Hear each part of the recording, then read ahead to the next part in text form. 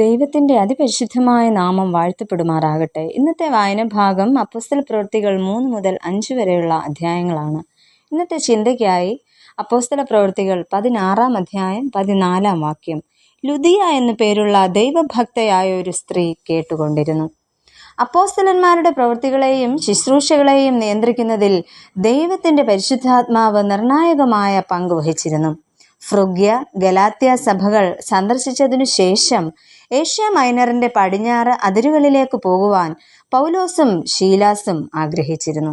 അങ്ങനെ അവർ ത്രോവാസ് കടന്ന് ഫിലിപ്പി പട്ടണത്തിലേക്ക് യാത്ര ചെയ്യുന്നു. മക്കദോന്യയിലെ ഒരു പ്രധാന പട്ടണമായിരുന്നു ഫിലിപ്പി. യൂറോപ്പിനെയും ഏഷ്യയും തമ്മിൽ ബന്ധിപ്പിക്കുന്ന പ്രധാന പാതയിലായിരുന്നു വാണിജ്യ പ്രാധാന്യമുള്ള ഈ പട്ടണം സ്ഥിതി ചെയ്തിരുന്നത്. ക്രിസ്തുവർഷം 48 ഏഷ്യ മൈനറിൽ നിന്ന് മാസിഡോണിയയിലേക്കുള്ള യാത്രയിൽ പൗലോസ് ഫിലിപ്പി പട്ടണത്തിൽ സഭ സ്ഥാപിച്ചതായി കരുതപ്പെടുന്നു. എന്നാൽ തുയത്തൈര പട്ടണക്കാരത്തിയായ ലുദിയായും കുടുംബവുമാണ് യൂറോപ്പിലെ ആദ്യ സഭയായ ഫിലിപ്പിയിലെ ആദ്യത്തെ ക്രിസ്ത്യാനികൾ. ലുദിയായുടെ പ്രത്യേകതകൾ നമുക്കൊന്ന് നോക്കാം. ഒന്നാമതായിട്ട് ഹൃദയം തുറക്കപ്പെടുന്ന അനുഭവം. രാജാക്കന്മാരും പ്രഭുക്കന്മാരും ധനികരും മാത്രം ഉപയോഗിക്കുന്ന ഒരുതരം വില കൂടിയ വസ്ത്രമായിരുന്നു രക്താംബരം എന്ന് പറയപ്പെടുന്നത്. രക്താംബരം വിൽക്കുന്നവളും ധനാഢ്യയുമായിരുന്നു ലുദിയ. ഒരു ബിസിനസ് വുമൺ ആയി നമുക്ക് ലുദിയയെ കരുതാവുന്നതാണ്. ഇത്തരത്തിൽ സമൂഹത്തിൽ നിലയും വിലയും അഥവാ ഉന്നത സ്ഥാനങ്ങൾ വഹിക്കുമ്പോഴും ഹൃദയം തുറക്കപ്പെടുന്ന ഒരനുഭവം അവളിൽ ഉണ്ടാകുന്നു.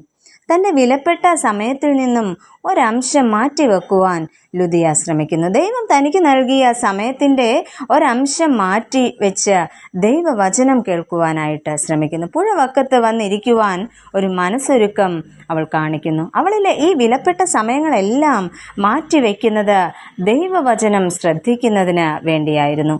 അതിനാൽ ദൈവം അവളുടെ ഹൃദയം തുറന്നു. നമ്മുടെ ആയുസ്സിൽ ഓരോ ദിവസം കഴിയുന്തോറും നമ്മൾ മരണത്തോട് അടുക്കുകയാണ്. എന്നാൽ എൻ്റെ ജീവിതത്തിൻ്റെ ഒരു ദിവസത്തിൽ എത്ര നേരം ദൈവവചനം കേൾക്കുവാനായിട്ട് അല്ലെങ്കിൽ ദൈവവചനത്തിന് വേണ്ടി നമ്മൾ മാറ്റിവെക്കാറുണ്ട്? അങ്ങനെ സമയം വേർതിരിച്ചാൽ മാത്രമേ കർത്താവ് എൻ്റെയും നിങ്ങളുടെയും ഹൃദയങ്ങളെ തുറക്കുകയുള്ളൂ. രണ്ടാമതായിട്ട് ആതിഥ്യം നൽകുന്ന അനുഭവം. കർത്താവിൽ വിശ്വസിച്ച് സ്നാനമേൽക്കുന്ന ലുദിയ അപ്പോസ്തലന്മാരെ തൻ്റെ ഭവനത്തിലേക്ക് ക്ഷണിക്കുകയാണ് ചെയ്യുന്നത്.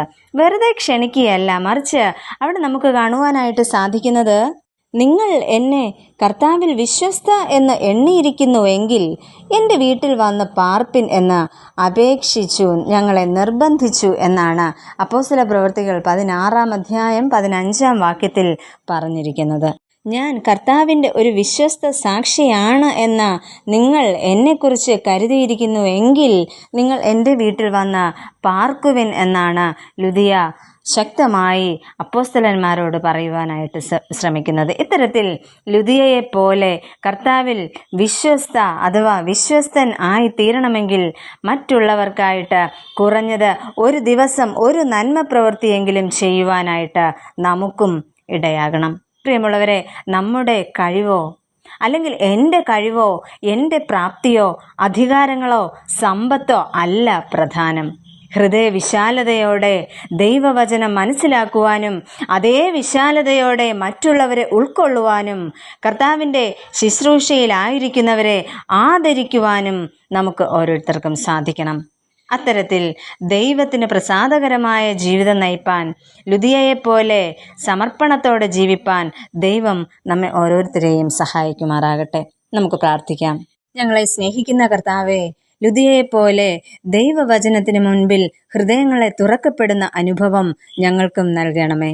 അതുപോലെ തന്നെ അവിടുത്തെ ശുശ്രൂഷയിലായിരിക്കുന്ന പ്രിയപ്പെട്ടവരെ കരുതുവാനും അവരെ ആദരിക്കുവാനും ഞങ്ങളെ അവിടുന്ന് സഹായിക്കണമേ. ആമേൻ.